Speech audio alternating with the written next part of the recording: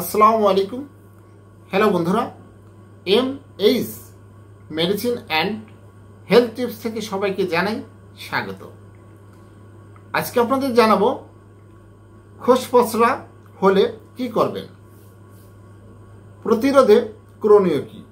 আমাদের অনেকেই আছে যে বিভিন্ন জায়গায় খোসপচরা হয়, এটা হলে করণীয় কি, এটা কিন্তু আমাদের জানা প্রয়োজন। খোসপচরা অত্যন্ত ছোঁয়াচে একটি রোগ, যা খুবই কষ্টদায়ক। খোসপচরা হলে কি করবেন এই বিষয়ে জানা আমাদের কিন্তু প্রয়োজন। খোসপচরা কি প্রথমে জেনে নিই। খোসপচরা একটি প্যারাসাইটিক বা পরজীবী চর্মরোগ। এটি ছোঁয়াচে সার্কোপোটিস স্ক্যাবিয়া নামক এক ধরনের পরজীবীর আক্রমণে এই খোসপচরা হয়। খোসপচরা হয়েছে এমন কারোর সরাসরি সংস্পর্শে, সংক্রমিত ব্যক্তির জামা কাপড়, বিছানা, তোয়ালে সহ ব্যবহার করা জিনিসপত্রের মাধ্যমে আপনার এই খোসপচরার জীবাণু একজন থেকে আরেকজনের শরীরে ছড়ায়। পরিবার, হোস্টেল, মাদ্রাসা একজন আক্রান্ত হলে দেখা যায় বাকি সদস্যরা আক্রান্ত হচ্ছেন। যারা অপরিচ্ছন্ন পরিবেশে বসবাস করে, ঘন বসতিপূর্ণ এলাকা, বস্তি এলাকা, হোস্টেল, মাদ্রাসা, যেখানে অনেকে একসঙ্গে থাকেন, এমন পরিবেশে খোসপচরা খুব বেশি ছড়ায়।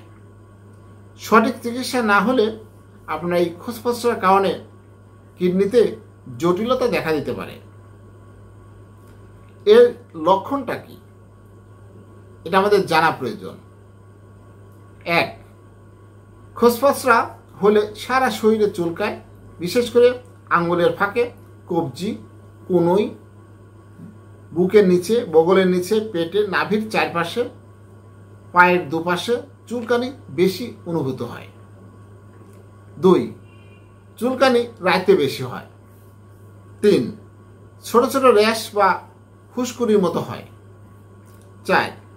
চিকিৎসা না হলে দীর্ঘদিন চুলকানির ফলে একসময় ঘা হইতে থাকে। চুলকাতে চুলকাতে অনেক সময় আপনার শরীরে ঘা হইতে পারে, সংক্রমিত হয়ে যায়। এছাড়া নরওয়েজিয়ান খোসপচরা নামে এক ধরনের খোসপচরা আছে, যা ক্যারাস্টেট খোসপচরা নামেও পরিচিত, যাদের রোগ প্রতিরোধ ক্ষমতা কম, অনেক বেশি বয়স, কোন রোগের কারণে দীর্ঘদিন বিছানায়, HIV রোগী, আক্রান্ত রোগী, তাদের মধ্যে এটি দেখা যায়। ক্যারাস্টেট খোসপচরা হলে শরীরের স্কেলিং হয়, অর্থাৎ চামড়া উঠে যায়, চামড়ার স্তর জুমে জুমে পুরু হয়ে যায়। এটার চিকিৎসা কি আমাদের এটাও জানা প্রয়োজন। খোসপচরার চিকিৎসা পারমিথ্রিন, প্রোটামিটেন সালফার ক্রিম দেওয়া হয় রোগীকে। এর পাশাপাশি মুখে খাওয়ার কিছু ওষুধ দেওয়া হয়। আমাদের দেশে খোসপচরার চিকিৎসায় সবচেয়ে বেশি পারমিথ্রিনই ক্রিম ব্যবহার করা হয়। রোগীর বয়স অনুযায়ী, চিকিৎসকের পরামর্শ অনুযায়ী পারমিথ্রিন ক্রিম গলা থেকে পা পর্যন্ত ভালো করে শরীরের সব জায়গায় লাগাইতে হবে। 8 থেকে 12 ঘন্টা রাখতে হবে। এরপর কুসুম গরম পানিতে গোসল করে নিতে হবে। 7 দিন পর একইভাবে পুনরায় পারমিথ্রিন ক্রিম ব্যবহার করা যেতে পারে। এছাড়া খোসপচরার চিকিৎসায় প্রোটামিটেন এবং সালফার ক্রিম টানা 5 দিন ব্যবহার করতে হবে। ক্রিম ব্যবহার দেখা যাচ্ছে কাজ না হলে প্রয়োজনে মুখে খাওয়ার ওষুধ চিকিৎসকের পরামর্শে খাওয়া যেতে পারে। তবে শিশু, অন্তঃসত্ত্বা, স্তন্যদানকারী নারীদের চিকিৎসকের পরামর্শ ছাড়া কোনো ওষুধ খাওয়া যাবে না। এটা কিন্তু একদম সতর্ক। যারা গর্ভবতী আছেন, স্তন্যদানকারী মহিলা আছেন, শিশু আছেন, তারা এই খোসপশ্বাস না যে কোনো ধরনের ওষুধ খাওয়ার আগে অবশ্যই একজন বিশেষজ্ঞ চিকিৎসকের পরামর্শ নেওয়া উচিত। এর পাশাপাশি রোগীর ব্যবহার করা কাপড়, বিছানার চাদর, তোয়ালে ব্যবহৃত সব কিছু গরম পানিতে ফুটিয়ে ভালোভাবে ধুয়ে পরিষ্কার করে শুকিয়ে নিতে হবে, যাতে পরজীবী মুক্ত হয়। পরে পোশাক আয়রন করে নিতে হবে পরার আগে। আর একজনের পোশাক আর একজন পরা উচিত হবে না। যার যার কাপড় সে ব্যবহার করবেন। প্রতিরোধ, কিভাবে প্রতিরোধ করা যায় খোসপাসরা যাতে না হয়, এই জন্য সবসময় স্বাস্থ্যবিধি মেনে চলা উচিত। পরিষ্কার পরিচ্ছন্ন থাকতে হবে, নিয়মিত সঠিকভাবে গোসল করতে হবে। যারা এই রোগীর আক্রান্ত বা এই রোগে আক্রান্ত তাদের থেকে একটু দূরে থাকতে হবে।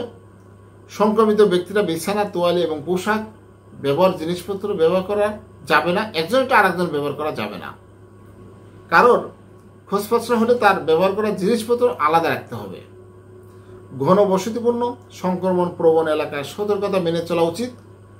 প্রতিরোধে ব্যবস্থা গ্রহণ করতে হবে। বাড়ির কেউ সংক্রমিত হলে সবাইকে চিকিৎসা নিতে হবে। যত দ্রুত সম্ভব চিকিৎসা শুরু করতে হবে। সংক্রমণ যাতে না ছড়ায় সেদিকে খেয়াল রাখতে হবে। হ্যালো বন্ধুরা, যে কোনো রোগ হতে পারে, সেই রোগ সম্পর্কে আমাদের জানা প্রয়োজন, সচেতন হতে হবে। তাহলে আমরা সুন্দর মতো বাঁচতে পারবো, রোগ জীবাণু থেকে দূরে রাখতে পারবো। হ্যালো বন্ধুরা, আমার এই ভিডিওটি যদি ভালো লাগে, নতুন কোনো ভিডিও পেতে আমার চ্যানেলটি এখনই সাবস্ক্রাইব করে রাখুন, লাইক, কমেন্ট, শেয়ার করুন। সবাই ভালো থাকবেন। আজকের মতো বিদায় নিচ্ছি। আল্লাহ হাফেজ।